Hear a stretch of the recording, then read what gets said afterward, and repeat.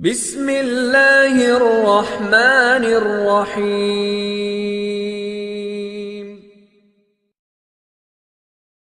اس لیے بڑی نعمت ملی ہے دین کے کام کرنے کے لیے ایمان کی، بڑا خزانہ ہے ایمان، اور ایمان ایسا خزانہ ہے کہ جو ہم سے ہٹے گا نہیں، ہم سے کٹے گا نہیں۔ دنیا کے سارے خزانے، دنیا کی ساری حکومتیں، ساری دولتیں، یا تو آدمی اس سے کٹ جائے گا یا وہ ہٹ جائے گی، اس میں کٹ کٹاؤ ضروری ہے۔ ساری نعمتیں ایمان کے سوا، ایمان ایسی نعمت ہے جو ہٹے گی نہیں، کٹے گی نہیں، اس کے ساتھ رہے گی اور اس کی رہبری کرے گی۔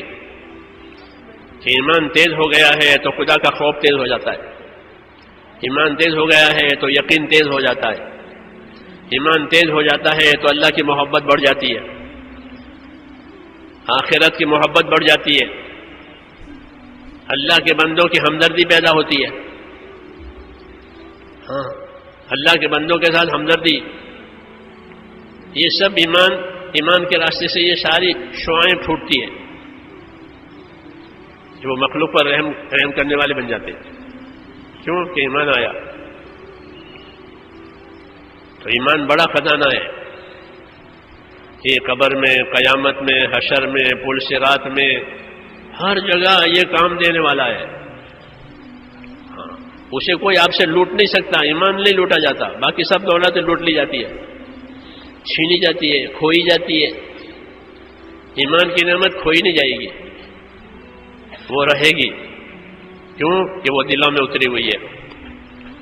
ہاں، اس لیے اس ایمان کو مضبوط بنانا ہے، کہ اس ایمان کو مضبوط بنانے کے لیے اللہ کے حکموں والی محنت کرائی جاتی ہے۔ کہ جب اللہ کے حکموں والی محنت کی جائے گی اخلاص کے ساتھ، کوئی غرض نہیں ہے، کوئی مطلب نہیں ہے، کوئی ہوس نہیں ہے، ایک اللہ ہے، اس کا کام اس کے لیے کرنا ہے اور کرتے رہنا ہے، کہ یہ ایمان کو مضبوط بنانے والی بات ہے۔ ہاں، پھر ایمان کہ ہر موڑ پر، ہر گھاٹی میں یہ کام دے گا اور حکموں پر جمع دے گا۔ نہیں تو پاؤں پھسل جاتا ہے ایمان کی کمزوری کی وجہ سے، اچھے حالات میں پھنس جاتا ہے اور برے حالات میں نا امید ہو جاتا ہے ایمان کی کمزوری کی وجہ سے۔ اچھے حالات آئے تو پھنس گئے، کیوں کہ اچھے حالات ہو گئے، مالداری آئی، عزت آئی، وہ آئی، تو اچھے حالات میں پھنس جانا، پھر آگے نہیں بڑھنا، پیچھے رہ جانا، یہ ہوتا ہے کہ یہ کمزوری ہے۔ اور ناگوار حالات آئے تو نا امید ہو گئے، نراش ہو گئے، اور نراش ہو کر پیچھے ہو گئے۔ یہ انسان کی طبیعت ہے، نعمتیں آویں تو نعمتوں میں رک جاوے، اور تکلیف تنگی آوے تو اس میں نا امید ہو کر رک جاوے۔ یہ دونوں باتیں صحیح نہیں ہے، کمزوری ہے۔ وَإِذَا أَنْعَمْنَا عَلَى الْإِنسَانِ أَعْرَضَ وَنَأَىٰ بِجَانِبِهِ، میں انسانوں پر نعمتیں دیتا ہوں، ان کا اکرام اعزاز کرتا ہوں، تو یہ منہ پھیر لیتا ہے، پیچھے ہو جاتا ہے، دور ہو جاتا ہے۔ اب مسجد میں آنے کا وقت نہیں ہے، دین کے کام کا وقت نہیں ہے، فجر کی نماز پڑھنے کا وقت نہیں ہے، عشاء کی نماز میں حاضری نہیں ہوتی ہے۔ کیوں؟ بڑے آدمی ہے، اللہ نے بڑا بنایا، تو اب گنجائش نہیں ان چیزوں کی۔ کیوں کہ اللہ نے انعام کیا ہے، یہ اللہ کہہ رہے ہیں وَإِذَا أَنْعَمْنَا عَلَى الْإِنسَانِ أَعْرَضَ وَنَأَىٰ بِجَانِبِهِ، کہ میں انسان پر اکرام انعام کرتا ہوں تو منہ پھیر لیتا ہے اور ایک طرف دور ہو جاتا ہے ہمارے سے، ہمارے کاموں سے، ہماری عبادت سے، اور اس کو ناگواری آئی وَإِذَا مَسَّهُ الشَّرُّ كَانَ يَئُوسًا، اور کوئی تکلیف ناگواری آ گئی پھر نا امید ہو کے بیٹھ گئے۔ تو نہ یہ حالت راس آتی ہے، نہ وہ حالت راس آتی ہے، کوئی حال راس نہیں آ رہا، ہر حال پیچھے ڈال رہا ہے۔ یہ فرمایا قرآن شریف نے۔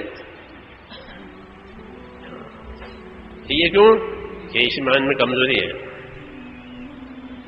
ہر مشین اپنی اندر کی طاقت سے چلتی ہے، باہر کی طاقت سے کوئی مشین نہیں چلتی۔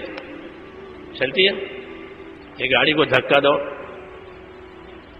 کہ نہیں، ہوائی جہاز کو دھکا دو کہ نہیں، ہوائی جہاز اپنی طاقت سے چلے گا، گاڑی اپنی طاقت سے چلے گی، گیس کا چولہا اپنی طاقت سے چلے گا کہ اندر ہے گیس، وہ گیس ختم ہو گیا تو پھر وہ نہیں کام کرے گا.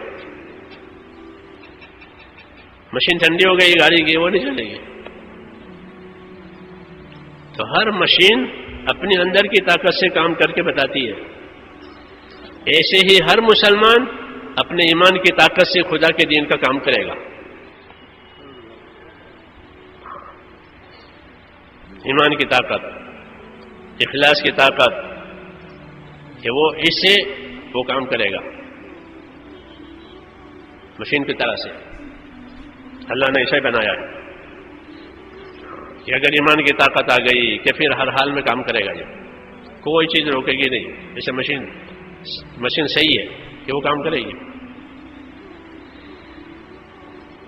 تو ایمان میں طاقت آتی ہے، ایمان میں روشنی آتی ہے، اسے بات سوچتی ہے. جیسے ہر گاڑی، مولانا یوسف صاحب فرماتے تھے، ہر گاڑی اپنی روشنی میں چلتی ہے، اپنی لائٹ میں چلتی ہے، دوسروں کی لائٹ میں نہیں، یا سڑک کی روشنی میں نہیں چلنے دیں گے اس کو. اپنی روشنی لاؤ. ایسے ہی ہر مسلمان اپنے نور ایمان میں چلے گا. نور ایمان کی وجہ سے وہ ٹھوکر نہیں کھائے گا، گناہوں میں نہیں پڑے گا، خواہشوں میں نہیں پھنسے گا. روشنی اس کے سامنے ہے. محنت ہوتی ہے، مجاہدے ہوتے ہیں، جان مال کا استعمال ہوتا ہے تو اندر کی روشنی آتی ہے. پھر سنتوں پر عمل ہوتا ہے، حکموں کو پورا کیا جاتا ہے، حکموں کو پورا کیا جاتا ہے، سنتوں پر عمل ہوتا ہے تو نور بنتا ہے. ایمان کا نور، عملوں کا نور، نماز کا نور، تو وہ نور بنتا ہے. الصلاۃ نور، حدیث شریف میں الصلاۃ نور، کہ نماز نور ہے. والصبر ضیاء، صبر روشنی ہے. جی ہاں، تو جو اندر کے حالات ہیں، صبر ہے، شکر ہے، اطاعت ہے، یہ اچھے حالات لاتے ہیں، اچھے نتائج لاتے ہیں. اگر یہ اندر سے نہیں ہے تو حالات بگڑ جاتے ہیں، پھر آدمی دوسری لائن پر جاتا ہے، غافل ہو جاتا ہے اور دور ہو جاتا ہے. نعمتیں بڑھتی ہیں اور اس کی دوری بھی بڑھتی ہے. جتنی نعمتیں بڑھی اتنی دوری بڑھی. کیوں؟ کہ اللہ تعالیٰ نے بڑی ثروت دے دی ہے، بڑی دولت دے دی ہے، بڑی حیثیت بنائی ہے، تو دوری ہو گئی.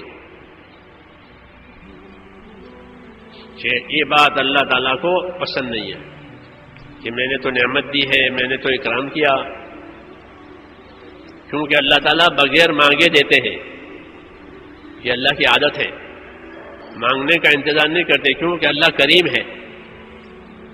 سخی مانگنے سے دیتا ہے. سخی ہوتے ہیں وہ مانگنے والوں کو دے دیتے ہیں، لیکن جو کریم ہوتا ہے وہ تو مانگنے کا انتظار نہیں کرتا. اس کے کرم کا تقاضا ہوتا ہے کہ وہ دے. اللہ نے اپنا تعارف اپنے کرم سے کرایا ہے کہ میں کرم کرنے والا ہوں. تو کرم جو ہے وہ سخاوت سے آگے ہے. اقرا وربک الاکرم پہلی آیت نازل ہوئی ہے قرآن کریم کی. اقرا بسم ربک الذی خلق خلق الانسان من علق اقرا وربک الاکرم. پڑھیے اے نبی، آپ کا رب تو بہت کرم کرنے والا ہے. یہ سارا نظام اللہ کے کرم سے چل رہا ہے. سارا نظام کائنات کا صرف اللہ کا کرم کا اثر ہے، ورنہ اللہ پر کوئی واجب نہیں ہے، اللہ پر کسی کا کوئی حق نہیں ہے. تو بغیر مانگے دیتے ہیں. دوسری شان اللہ کی یہ بتائی ہے کہ اللہ تعالیٰ اپنی طرف سے شروعات کرتے ہیں. اپنی طرف سے شروعات، کسی تحریک کرنے کی ضرورت نہیں ہے، کوئی جنبش کرنے کی ضرورت نہیں ہے. اپنی طرف سے شروعات کریں گے. کس میں؟ کہ نعمت دینے میں. اللہم یا مبدع النعم قبل استحقاقها، اذکار معصورہ میں یہ ہے اللہم یا مبدع النعم قبل استحقاقها، اے وہ پروردگار جو نعمت دینے میں شروع کرے اپنی طرف سے، حالانکہ کسی کا کوئی حق اس پر ہے ہی نہیں،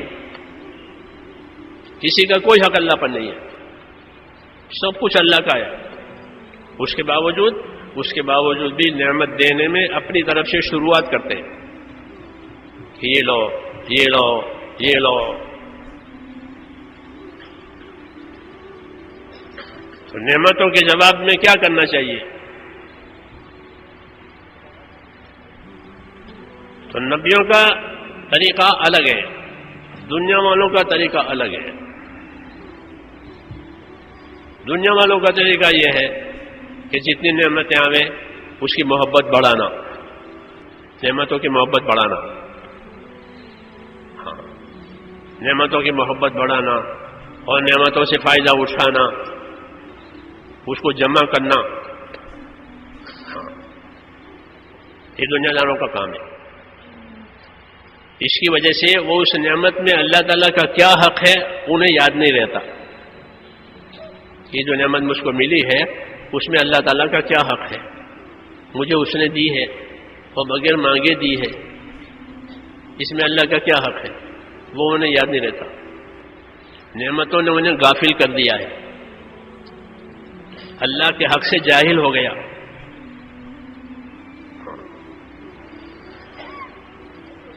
یہ خیر کی بات نہیں ہے کہ نعمتوں نے انہیں غافل بنا دیا. حضرت عمر فرماتے تھے کہ نعمتوں سے چوکنے رہو. کیا کہتے تھے؟ نعمتوں سے چوکنے رہو جیسے گناہوں سے چوکنے رہتے ہو. یہ فرماتے تھے کہ نعمتوں سے چوکنے رہو کیونکہ نعمتوں کا یہ اثر پڑتا ہے. یہ فرماتے تھے نعمتوں سے چوکنے رہو. احتفظ نفسک من النعمہ احتفاظک من المعصیہ، کہ نعمتوں سے چوکنے رہو، آئے گی نعمتیں، ایسے چوکنے رہو جیسے گناہوں سے چوکنے رہتے تھے. کیوں کہ نعمتیں بھلا دے گی اللہ کو. کس کو بھلا دے گی؟ ہاں کہ نعمت میں اللہ کو بھول گیا، نعمت میں آخرت کو بھول گیا. جیسے قارون اللہ کو بھی بھول گیا اور آخرت کو بھی بھول گیا. قارون کو مال دیا تھا نہیں، مال دے کر اللہ نے فرمایا وابتغ فیما آتاک اللہ الدار الآخرہ ولا تنس نصیبک من الدنیا واحسن کما احسن اللہ الیک. یہ ہدایتیں آئی مال کے ساتھ کہ تجھ کو اللہ نے مال دے دیا ہے، اپنی آخرت بنا لینا، یعنی حکموں کو پورا کرنا تاکہ آخرت بنے. یہ نعمتوں کا وظیفہ بتایا، نعمتوں کی ڈیوٹی بتائی کہ نعمت جس کو ملے وہ اپنی آخرت بناوے. اس لیے نعمت دی ہے تو اس کو یہ ہدایت دی تھی کہ اپنی آخرت بنانا، اپنا حصہ مت بھول جانا،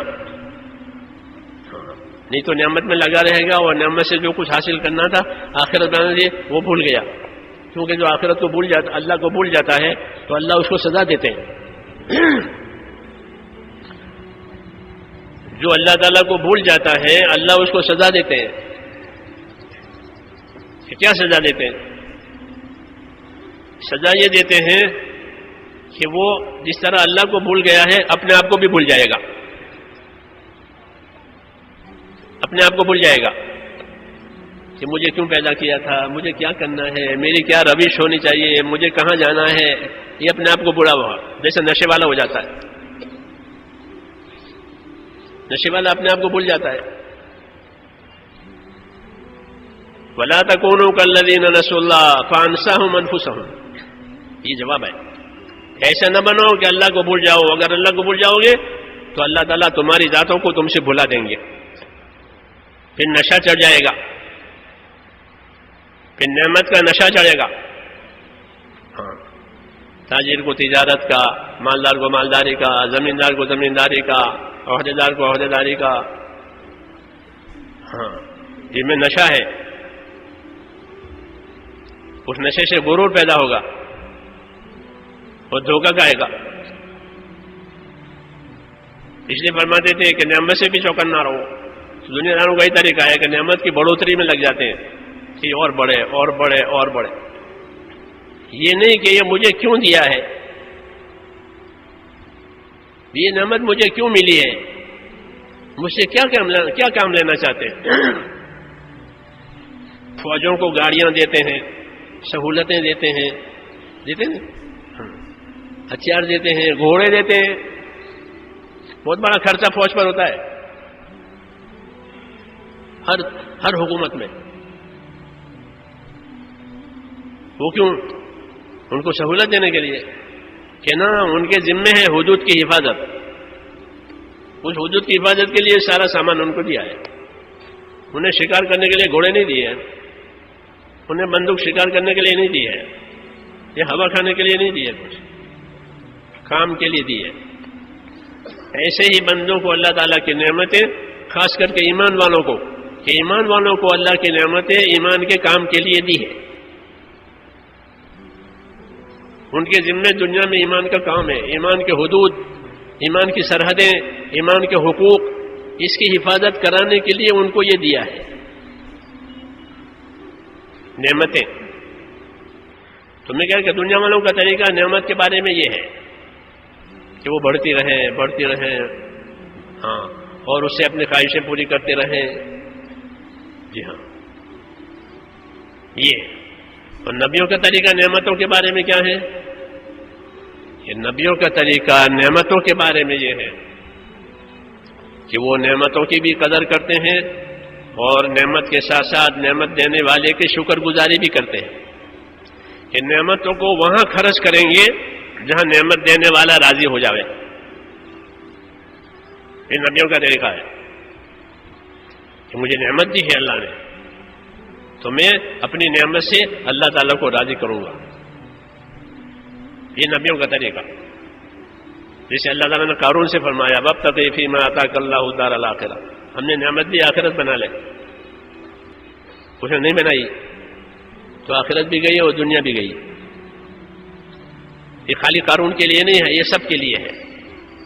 قرآن میں اس لیے نازل ہو، قیامت تک پڑھا جائے گا. یہ قیامت تک رہبری ہے قرآن پاک کی. تو نبیوں کا طریقہ نعمتوں کے بارے میں یہ ہے کہ جو نعمت ملے اس نعمت سے نعمت دینے والے کو راضی کرنا ہے. اس کی توفیق مانگتے ہیں کہ اللہ اس نعمت سے میں تجھ کو راضی کر لوں. مسنون دعاؤں میں دعا مانگی ہے. جو دعائیں حضور صلی اللہ علیہ وسلم کی مسنون آئی ہیں اس میں بہت رہبریاں ہیں. خالی وہ دعا نہیں ہے، بہت رہبری ہے کہ نعمت میں کیا کرنا چاہیے. اللہم وما رزقتنی مما احب فجعل قوۃ لی فیما تحب. یہ دعا مانگی ہے کہ وہ چیز جو آپ نے مجھے میرے من پسند دی ہے تو آپ کا احسان ہے کہ جو مجھے من پسند تھی وہ چیز ملی. اب مجھے یہ بھی توفیق دے کہ اس نعمت سے مجھے تیری رضامندی میں، تیری خوشنودی میں مجھے طاقت ملے. یہ نہیں کہ وہ نعمت مجھے غافل کرے. تو نبیوں کا طریقہ ہم کو سکھایا ہے کیا کہ نعمتوں میں شکر گزار بنو اور نعمت دینے والے کا حق ادا کرو. رسول صلی اللہ علیہ وسلم سے یہ پوچھا گیا کہ آپ تو اللہ کے بخشے بخشائے بندے ہیں، آپ پر کچھ نہیں ہے، سب آپ بخشے بخشائے ہیں، کچھ نہیں ہے آپ پر، پھر بھی آپ اتنی عبادت کرتے ہیں کہ آپ کے پاؤں پر ورم آتا ہے. تو اتنی محنت آپ کیوں کرتے ہیں؟ آپ تو بخشے بخشائے بندے ہیں، معزز بندے اللہ کے. تو کیا جواب دیا؟ یہ جواب دیا کہ افلا اکون عبدا شکورا، تو کیا میں اللہ کا شکر گزار بندہ نہ بنوں؟ جب اس نے مجھ کو اتنی عزت دی ہے کہ مجھے بخشا بخشایا بنا دیا تو میں اس کا شکر گزار بندہ بنوں گا. اس لیے یہ عبادت شکر گزاری میں ہو رہی ہے کہ نعمت دینے والے کا حق ہے. اس لیے اعلیٰ درجے کی اطاعت یہی کہی جاتی ہے. علماء نے لکھا ہے اعلیٰ درجے کی اطاعت کہ شکر گزاری کے ذہن سے کرے کہ اللہ نے مجھے نعمت دی ہے، اس نعمت سے میں وہ کام کروں گا کہ میرا اللہ مجھ سے راضی ہو جاوے. یہ شکر گزار بندے ہیں، یہ ان کا مخصوص ثواب ہے، ان کا مخصوص ثواب ہے کہ اللہ کی نعمتوں پر شکر گزار ہیں، کہ مال کو وہاں خرچ کرتے ہیں جہاں اللہ تعالیٰ کا حق ہے۔ یہ شکر ہے کہ مال کہاں خرچ ہوگا؟